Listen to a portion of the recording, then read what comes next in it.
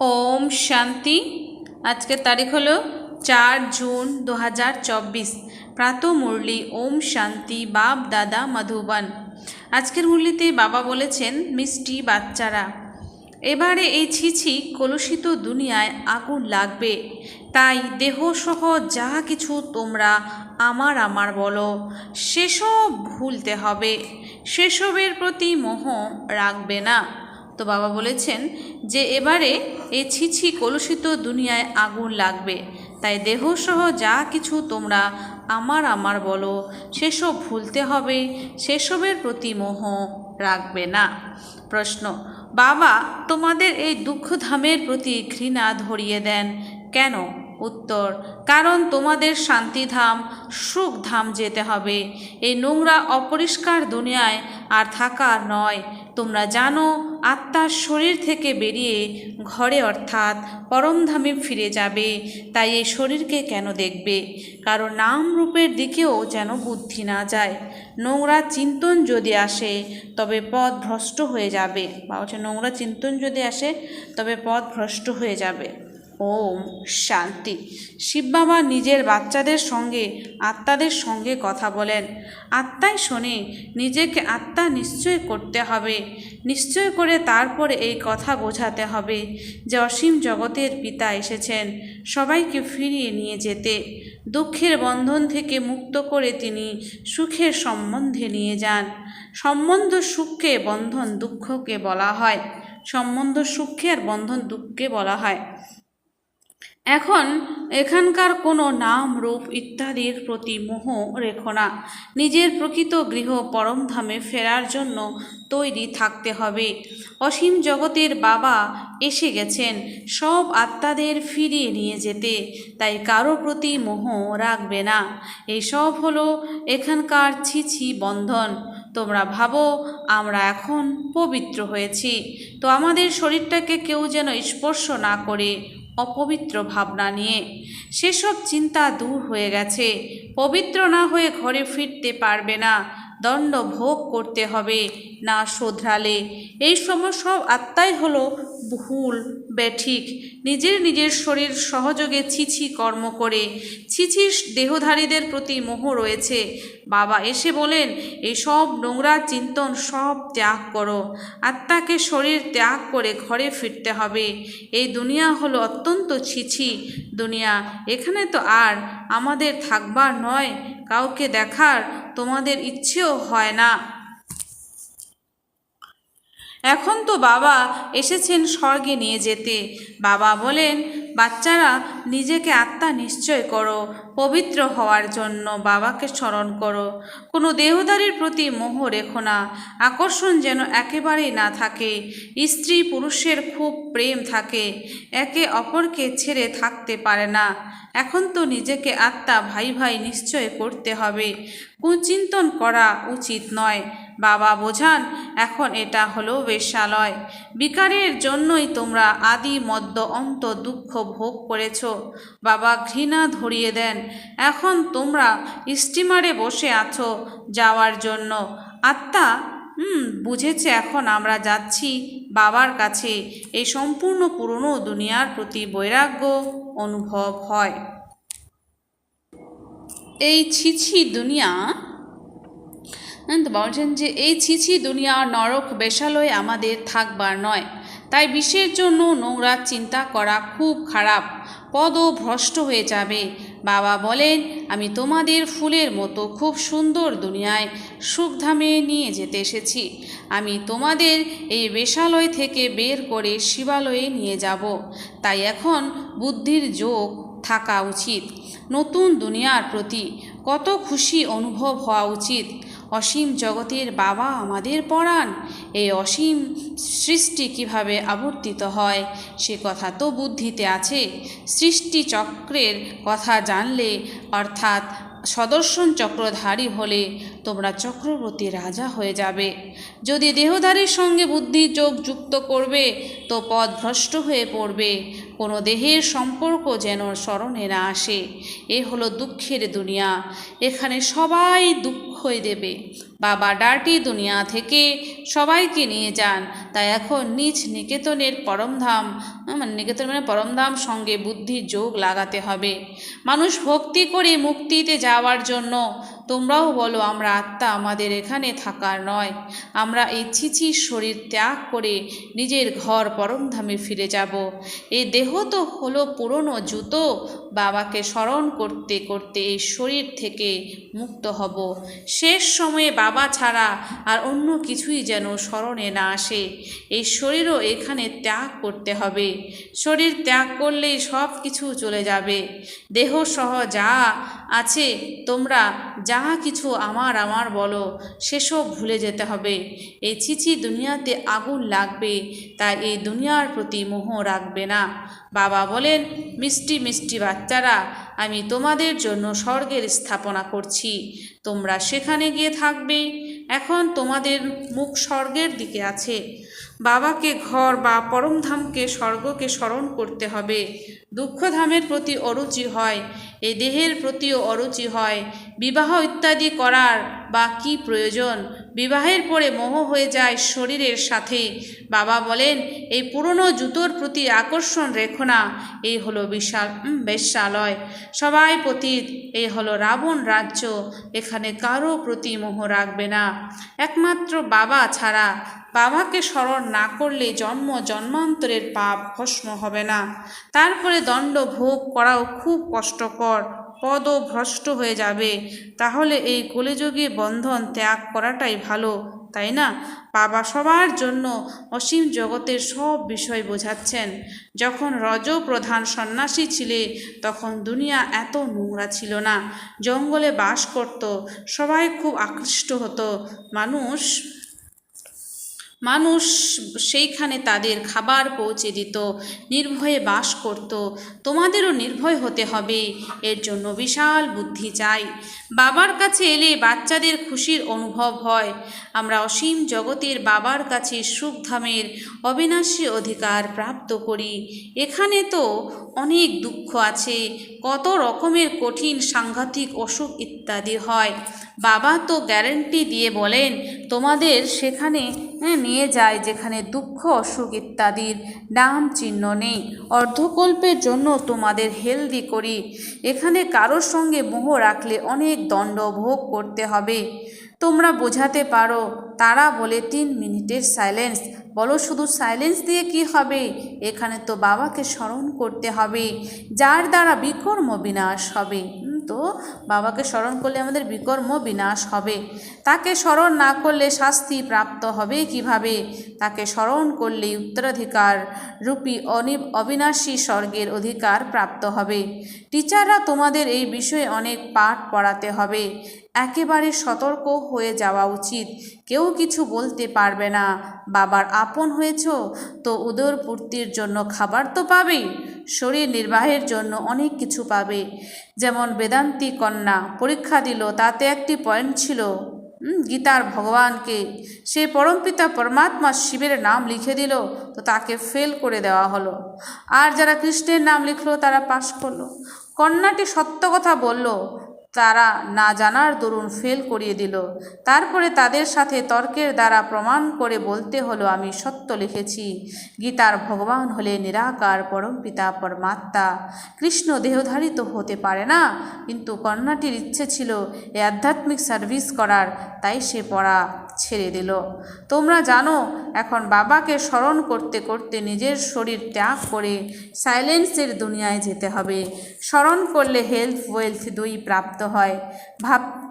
ভারতে piece prosperity শান্তি সমৃদ্ধি ছিল, তাই না? এমন কথা তোমরা কুমারীরা বসে বোঝাও, তো কেউ তোমাদের নাম নেবে না। যদি কেউ সামনে এসে তর্ক করে, তোমরা যুক্তি সহকারে তার প্রত্যুত্তর দাও। বড় অফিসারদের কাছে যাও, তারা কি করবে? এমন নয় যে তোমরা না খেয়ে মরবে। কলা দিয়ে দই দিয়ে রুটি খেতে পারো, মানুষ পেটের জন্য কত পাপ করে। বাবা এসে সবাইকে পাপাত্মা থেকে পুণ্যাত্মা বানান। এর জন্য পাপ করার, মিথ্যা বলার কোনো দরকার নেই। তোমরা তো 3-4 ভাগ সুখ প্রাপ্ত করো। এক সুখ বাবা আছে, তোমরা তো 4 ভাগের 3 ভাগ সুখ প্রাপ্ত করো আর 4 ভাগের 1 ভাগ দুঃখ ভোগ করো।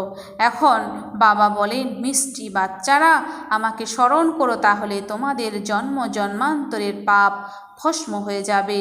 আর কোনো উপায় নেই। ভক্তি মার্গে অনেক ধাক্কা খেয়েছ। শিবের পূজা তো ঘরেও করতে পারে, কিন্তু তবুও বাইরে মন্দিরে তো অবশ্যই যায়। এখানে তো তোমরা ভগবান বাবাকে পেয়েছ, তোমাদের কোনো চিত্র রাখার প্রয়োজন নেই। বাবাকে তোমরা জানো, তিনি হলেন আমাদের অবিনাশী জগতের পিতা। বাচ্চাদের স্বর্গের বাদশাহীর অবিনাশী অধিকার দিচ্ছেন। তোমরা বাবার কাছে সেই অধিকার নিতে এসেছ। এখানে কোনো শাস্ত্র ইত্যাদি পাঠ করার ব্যাপার নেই, শুধুমাত্র বাবাকে স্মরণ করতে হবে। বাবা, আমরা ব্যাস এলাম বলে। তোমরা পরমধাম ত্যাগ করেছ, কত সময় হয়েছে, সুখধাম ছেড়ে এসেছ, 63 জন্ম হয়েছে। এখন বাবা বলেন, শান্তিধাম সুখধাম চলো, এই দুঃখধামকে ভুলে যাও। শান্তিধাম সুখধামকে স্মরণ করো, আর কোনো কঠিন কাজ নেই। শিব বাবার কোনো শাস্ত্র ইত্যাদি পাঠ করার দরকার নেই। ব্রহ্মা বাবা সে সব পড়েছেন। তোমাদের তো এখন শিব বাবা পড়াচ্ছেন, ইনি অর্থাৎ ব্রহ্মা বাবাও পড়াতে পারেন, কিন্তু তোমরা সর্বদা নিশ্চয় রাখবে শিব বাবার প্রতি। তাকে স্মরণ করলে বিকর্ম বিনাশ হবে। মাঝখানে ইনিও ব্রহ্মা বাবাও রয়েছেন। এখন বাবা বলেন, সময় খুব কম, আর বেশি নেই। এই রকম মনেও আনবে না যে যা ভাগ্যে আছে সেটাই হবে, সেটাই পাবো। স্কুলে পড়াশোনা করার জন্য পুরুষার্থ পরিশ্রম করতে হয়, তাই না? সেখানে এমন বলে নাকি যা ভাগ্যে আছে সেটাই হবে? এখানে না পড়লে সেখানে জন্ম জন্মান্তরের দাসীগিরি চাকরি ইত্যাদি করতে থাকতে হবে, রাজত্ব প্রাপ্ত হবে না। তারপরে শেষে গিয়ে হয়তো বা রাজমুকুট প্রাপ্ত করবে, তাও ত্রেতা যুগে। মুখ্য কথা হলো পবিত্র হয়ে অন্যদের পবিত্র বানানো। সত্যনারায়ণের সত্য কাহিনী শোনানো খুব সহজ। 2 জন পিতা দৈহিক পিতার কাছে পার্থিব সম্পত্তির অধিকার প্রাপ্ত হয়। অসীম জগতের পিতার কাছ থেকে অসীম জাগতিক অধিকার। অসীম জগতের পিতাকে স্মরণ করো, তাহলে দেবতায় পরিণত হবে, কিন্তু তাতেও উঁচু পদের অধিকারী হবে। পদ লাভের জন্য কত মারামারি করে শেষকালে ব্রহ্ম তাদের এই কাজে সাহায্য করবে। এই এত ধর্ম আর কি তখন ছিল? আবারও থাকবে না। তোমরা তো রাজত্ব করবে, তাই নিজেদের উপরে দয়া তো করো। মিনিমাম উঁচু পদের অধিকারী তো হতে হবে। কন্যারা আটানা দিয়ে বলে, আমাদের নামে একটি ইট লাগিয়ে দাও। সুদামার দৃষ্টান্ত শুনেছ কিনা? সেই সময় আটানারও অনেক ভ্যালু ছিল, বাবা যখন এই মুরলিটা চালিয়েছিলেন। 1 মুঠো চালের বদলে প্রসাদ লাভ হয়েছিল। গরিবের কাছে 8 আনাই আছে, তো সে তো সেটাই দেবে, তাই না? তারা বলে, বাবা আমরা গরিব। এখন তোমরা বাচ্চারা প্রকৃত অর্থে উপার্জন করো। এখানে সবার উপার্জন হলো মিথ্যা। দান পুণ্য ইত্যাদি যা করে সব পাপাত্মাদেরকে করে, তাতে পুণ্যের বদলে পাপ হয়ে যায়। যে দান করে তারই পাপ হয়ে যায়। এমন কর্ম করে সবাই পাপ আত্মা হয়ে যায়। পুণ্যাত্মা থাকে সত্যযুগে। ওই দুনিয়া হলো পুণ্য আত্মাদের দুনিয়া। সেই দুনিয়া তো বাবাই তৈরি করবেন। পাপ আত্মাই তো রাবণ পরিণত করে। আত্মা মলিন হয়ে পড়ে। এখন বাবা বলেন, কুকর্ম করো না, নতুন দুনিয়ায় মলিনতা থাকে না, নামটাই হলো স্বর্গ। তাহলে আর কি? স্বর্গ বলে মুখে জল এসে যায়। দেবতারা সেই দুনিয়ায় ছিলেন, তাই তো তার স্মৃতি চিহ্ন রয়েছে। আত্মা হলো অবিনাশী, অ্যাক্টরের সংখ্যা হলো বিপুল। কোথাও তো বসে থাকে তারা, যেখান থেকে পার্ট প্লে করতে আসে। এখন কলিযুগে কত অসংখ্য মানুষ। এখন দেবী দেবতাদের রাজত্ব নেই। কাউকে বোঝানো তো খুব সহজ। বর্তমানে পুনরায় এক ধর্মের স্থাপনা হচ্ছে, বাকি সব শেষ হয়ে যাবে। তোমরা যখন স্বর্গে ছিলে তখন অন্য কোনো ধর্মও ছিল না। চিত্রে রামের হাতে তীর ধনুক দেওয়া হয়েছে, সেখানে তীর ধনুকের তো কথাই নেই। এই কথাও তোমরা বুঝেছো যে যা সার্ভিস করেছে কল্প পূর্বে সেটাই এখনও করে, যে অনেক সার্ভিস করে সে বাবার প্রিয় হয়। লৌকিক পিতার যে সন্তান ভালোভাবে পঠন পাঠন করে পিতার স্নেহ তার প্রতি বেশি থাকে। যে ঝগড়াঝাটি করে খাবে তার প্রতি অত স্নেহ কি থাকবে? সার্ভিসেবল বাচ্চারা বেশি প্রিয় হয়। একটি গল্প আছে, দুই বেড়াল লড়াই করে মাখন কৃষ্ণ খেয়ে নেয়। সম্পূর্ণ বিশ্বের বাদশাহী রূপী মাখন তোমরা প্রাপ্ত করো। অতএব এখন আর গাফিলতি করবে না, ছিছি হয়েও না, এসবের পিছনে গিয়ে নিজের রাজত্ব হারিয়ে ফেলো না। বাবার ডাইরেকশন প্রাপ্ত করছো, স্মরণ না করলে পাপের বোঝা বাড়তে থাকবে, তারপরে অনেক দণ্ড ভোগ করতে হবে, তখন চিৎকার করে কাঁদবে। তোমরা 21 জন্মের বাদশাহী প্রাপ্ত করো, এতে ফেল হলে খুব কাঁদবে। বাবা বলেন না পিতৃগৃহ না শ্বশুর গৃহের কথা স্মরণ করবে, ভবিষ্যতে নতুন গৃহের কথাই স্মরণ করতে হবে। বাবা বোঝান কাউকে দেখে লাট্টু হয়ে যেও না, ফুল হতে হবে। দেবতারা ফুল ছিল, কলিযুগে তোমরা কাঁটা ছিলে, এখন তোমরা সঙ্গম যুগে খুব সুন্দর ফুলে পরিণত হচ্ছ। কাউকে দুঃখ দেবে না, এখানে এমন স্বরূপে পরিণত হবে তবে সত্যযুগে যাবে। যেমন স্বরূপে পরিণত হবে তবে সত্যযুগে যাবে। আচ্ছা, মিষ্টি মিষ্টি হারানিধি বাচ্চাদের প্রতি মাতা পিতা বাপ দাদার স্মরণে স্নেহ সুমন আর সুপ্রভাত। আত্মাদের পিতা তার আত্মারূপী বাচ্চাদের জানাচ্ছে নমস্কার। আমরা সমস্ত আত্মারূপী বাচ্চারা জানাই মাতা পিতা বাপ দাদাকে স্নেহ সুমন আর নমস্কার।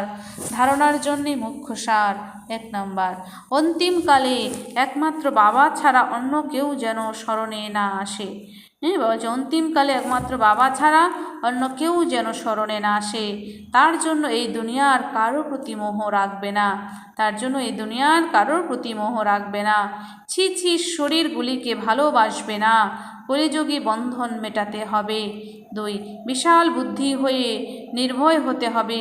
বিশাল পূর্ণ আত্মা হওয়ার জন্য কোনো পাপ এখন আর করবে না। পেটের জন্য মিথ্যে বলবে না।